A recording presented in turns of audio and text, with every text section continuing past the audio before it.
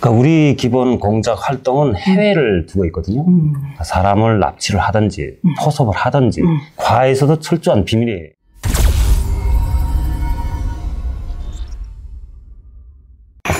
시청자 여러분 안녕하세요. 안녕하세요. 중고차는 유미카의 이음입니다. 오늘은요 저희 유미카에서 정말 대단한 이력을 가지신 초대 손님을 모셨습니다. 본인 소개 좀 해주세요. 네. 안녕하세요. 네. 저는 태어난 것이 황해남도 연안이고요. 17살 때 그때부터 평양에서 군사복무를 하고 국가보위부도 들어가고. 국가보위부요? 네. 국가보위부에서 몇 년 동안? 10년이요. 군사복무 10년, 네. 국가보위부에서 10년. 네. 그렇게 하고 평양 시민증을 받게 돼요. 아마 평양 시민증을 받는다는 의미를 잘 모르시는데 이게 정말 북한에서는 대단한 로또죠. 사변이거든요. 로또. 지방 사람들에게는 뭐 인생 로또라고 봐야죠. 네, 그렇죠. 네. 그렇게 하고 거기서 나와가지고 네, 무역회사를 제가 설립을 해요. 그렇게 하고 무역회사 직책을 가지고 중국을 다니게 되죠. 그렇게 하다 2016년 말에 제가 대한민국으로 탈북을 합니다. 그래서 2017년에 중순부터 대한민국 정착 생활을 진행을 하죠. 그러면은 다시 간략해서 정리를 해서 얘기를 한다고 하면은 황해남도 연안군에서 태어났다가 군사복무를 평양에 가서 하면서 네. 거기서 또 국가보위부에서 10년 동안 근무를 하시다가 평양에서 아파트도 건설하는 무역회사의 사장이라고 하죠. 네네. 사장님 직책으로 일을 하시다가 중국의 무역으로 계속 거래를 하시면서 출장을 다니다가 2016년에 탈북을 해가지고 네. 2017년에 대한민국 국민으로 정착했다. 네, 이거죠. 이야, 근데 저 유미카에 지금까지 나온 출연자분들 중에 최고의 이력을 갖고 계신 분이에요. 영광입니다. 네, 감사합니다. 야, 근데 이렇게 정말 화려한 이력이잖아요. 네. 북한에서 최고의라는 곳은 다 다니신 거잖아요. 그렇죠. 무역회사 사장에 국가보위부에 이거는 정말 평범한 사람들은 근처에도 못 가보는 그런 직책에 계시다가 어떻게 하다 탈북하셨는지는 모르겠지만 그러면 탈북 전 이야기부터 한번 이야기를 해보도록 하겠습니다. 그 보위부 안에 대해서 좀 자세하게 설명을 해주세요. 국가보위부 안에 있는 시스템.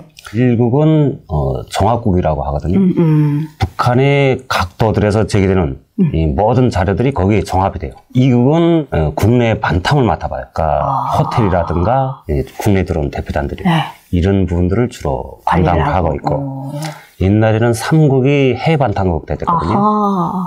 그리고 4국이 중앙기관 담당 보위부 5국이 국외 의미는 잘 두질 않은 게 예심국이 있고 화학국이라는 게 있는데 도청을 전문 맡아봐요.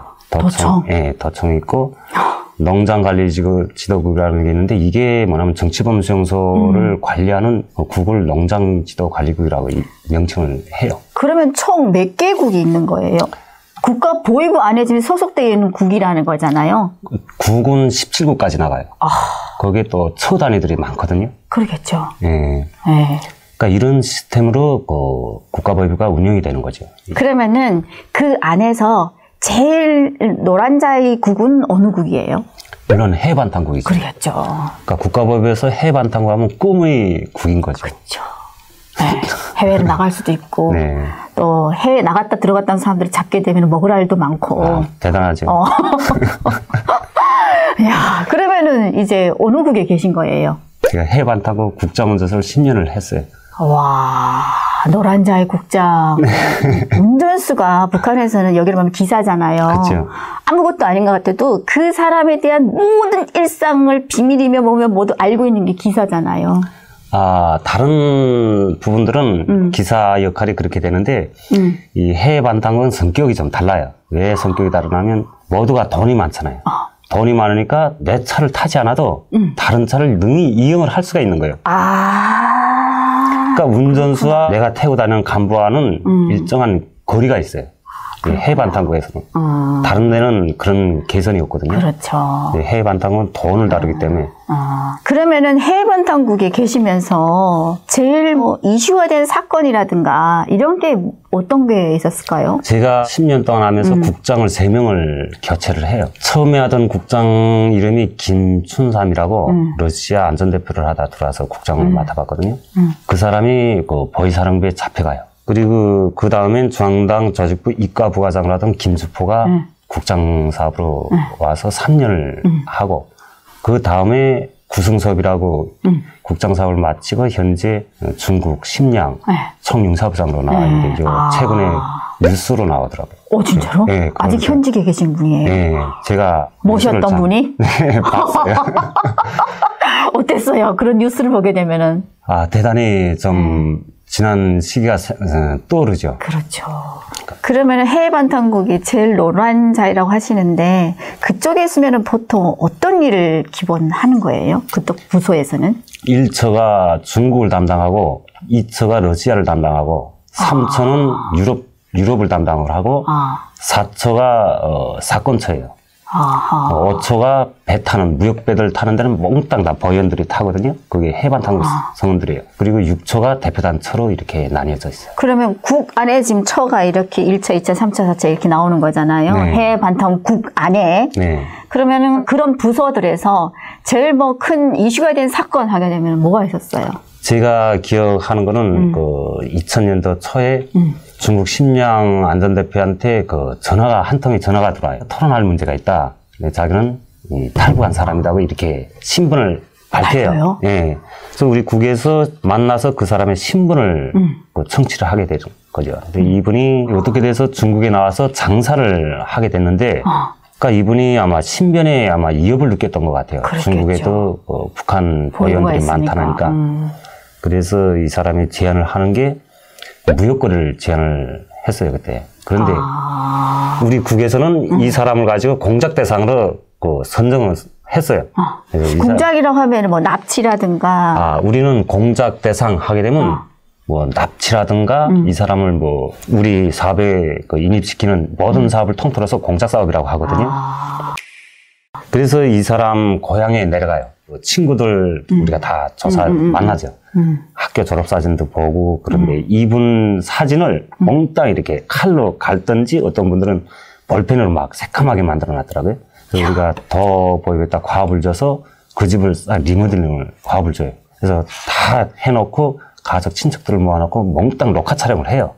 녹화 촬영을 해서 행복하게 잘 살고 있다는 것처럼 그렇죠. 미소 촬영이죠. 거짓 촬영. 그렇게 되죠. 처음에 갔을 땐 정말 그 집이 너무 한심했어요. 그러니까 그대로 촬영을 못하니까 어쩔 수 없이 더보기에다 과업을 준 거죠. 그래서 촬영을 해가지고 그 녹화물을 보냈어요. 그래서 심양에서 그 본인을 데려다 놓고 녹화물을 보냈는데 그분이 영상 내내 눈물을 흘리셨다 하더라고요. 가족들을 보고. 네, 그 다 모두가 어머니를 비롯해가지고 다 음성이 나오니까. 그래서 마지막에 끝난 다음에 우리가 그 스파이로 인입을 하자고, 그 다음에 정식 사업적인 방향으로 들어갔죠. 그런데 이분이 반대를 해가지고, 정례 그 공작 사업이 유산이 됐어요. 근데 능히 그때 우리가 납치할 수 있는 조건이 있었지만, 그때 국제사회적으로 그 인권에 대한 문제가 너무 이슈화되다 하니까 우리가 그 사업까지 진행을 하지 못했어요. 또 터지면 안 되니까. 네, 사람 하나 납치하는 거는 일도 아니거든요. 그런 사건입니다. 그러면은 지금 재입국하신 뭐 탈북민들이 여러 되잖아요. 네. 뭐 영상에서 북한에서 내보내서 떠도는 영상들을 보게 되면은 우리는 여기서 뭐 장모님이 배로를 이렇게 잘 살고 있다는 동 이게 다 그럼 거짓말이라는 거잖아요. 그렇죠. 꾸며놓은 그 어떤 작품이죠. 하나의 틀에 네. 박힌 실체죠. 그러니까 이제 북한 당국에서는 그 사람들이 가족을 이용을 해가지고 이 사람의 심리를 건드리는 거잖아요. 네. 참, 안타까운데. 그러면은 그때 당시에 뭐 국제적인 이슈로 인해서, 인권 이슈로 인해서 지금 그 사람 다행히 운이 좋네요. 네, 그렇죠. 그 사람은 정말 행운을 타고났다고 저는 생각했어요, 그때. 그러면은 해외반탄국에서 탈북민이 됐던 외국인이던 어떤 사람들이 목표가 된다면은 무조건 이제 납치를 해가지고 자기네 그 어떤 이용을 한다라는 거잖아요. 그러니까 우리 기본 공작 활동은 해외를 두고 있거든요.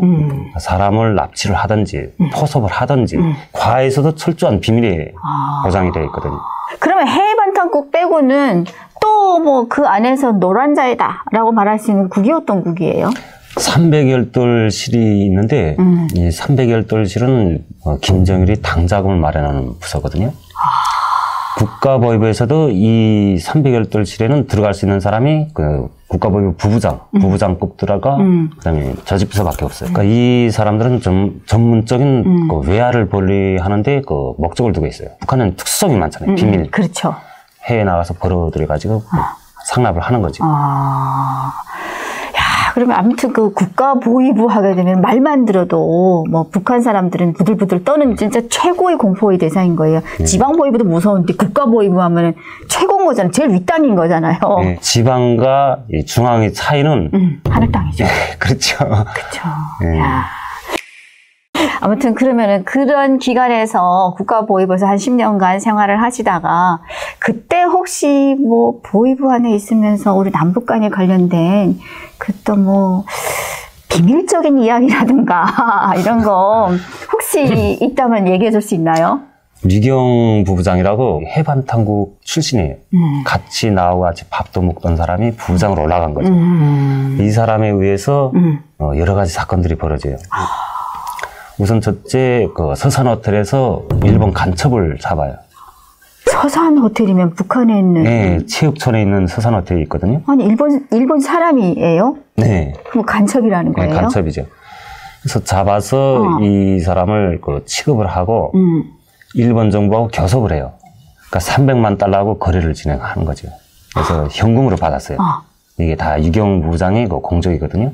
그러면 뭐 간첩인 게 아니라 뭐 지들이 간첩을 만들어 놓은 거네요. 돈을 벌기 위해서. 그러니까 간첩으로 저는 알고 있어요. 실제 활동하던 간첩으로. 아, 뭐 북한에서 무슨 간첩질 하고 있어요. 북한은 정말 베일에 쌓였잖아요. 그렇긴 하죠. 그리고 이 유경 부장이 김정일이 특사로 해서 이거 남조선에 파견이 돼요. 이명박 대통령을 만나기 위해서. 네, 그렇죠.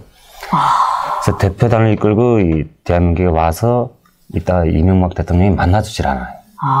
그때 만나러 왔는데 만나주지 않다니까 이 사람이 이틀을 있어야 되는데 3일을 더 있는 거예요. 혼자 결심으로. 한국에서? 그렇죠. 그러니까 이틀을 시간을 줬는데 3일을 더 있었다라는 거잖아요. 그러니까 이 사람 속으로는 그래도 뭐 끝까지 이명박 대통령을 만나서 성과를 내겠다는 그런 취지가 있었던 거죠. 그런데 뜻대로 안 되고 할 수 없이 대표단에 들어가게 돼요. 그래서 이 사람이 안 되다 나니까 이 내려갔던 사람들하고 앉아가지고 모의를 해요. 우리 대한민국에 가서 이렇게 했다고 하자. 사실과 맞지 않게 진행 그 보고문구를 만들어서 김정일한테 올리죠. 또 어떤 그 사실과 다르게 이렇게 꾸며요. 근데 그 개 중에 정말 당에 충실한 사람이 있었죠. 당원이 있었죠. 이 사람이 다시 그 있던 현실을 그대로 써서 다시 보고드려요. 하다 보니까 김정일이가 대노했거든요. 너 할만하죠. 거짓말을 했으니. 그래서 그 문제와 관련해가지고 그 김정일이가 대노를 한 거죠. 그 다음에 믿음과 신임을 줬는데 그 대신했다. 배반을 했다 해가지고 여독청산을 진행해요. 그러니까 내가 있던 기간에 이렇게 여독청산까지 진행되는 건 딱 2명밖에 없었거든요. 장성택 처형하고 여독청산을 하고. 연자제라는 거죠? 그러니까 주변 사람들? 그렇죠. 그거나 같죠. 그래서 그거로 해가지고 정말 많은 사람들이 피해를 봤죠. 그러면은 그 당시에 그 김정일한테 거짓 보고를 했다는 그 이유 하나로 그분이 결국엔 처형당했다는 거잖아요. 그쵸. 그 주변에 있는 사람들도 다 정리가 된 거고. 그럼 그때 당시에 장성택 뭐라고 호칭을 해야 될지 모르겠지만 그분이 처형당할 당시에도 그러면 평양에 계셨던 거예요? 그렇죠. 아무튼 저는 또 처음 듣는 얘기인데 이런 이야기는 사실 일반인들한테는 듣기 힘든 이야기고 공개가 안 되죠. 그렇죠. 국가보위부에 계셨으니까 그때 그 당시 상황을 얘기해 줄 수 있어서 저는 오늘 너무 새삼스럽게 듣는 이야기고 그러면 그렇게 계시다가 국가보위부에 계시다가 무역총국 가서는 또 어떤 일을 하셨어요? 무역회사에 가셔서. 저도 이렇게 그 해반탕으로 가다 나니까 평양 시내에 그렇게 진짜 돈 많은 사람 많아요? 돈 상상을 좀 초월하죠. 그러면은 집 한 채당 거래되는 가격은 얼마예요?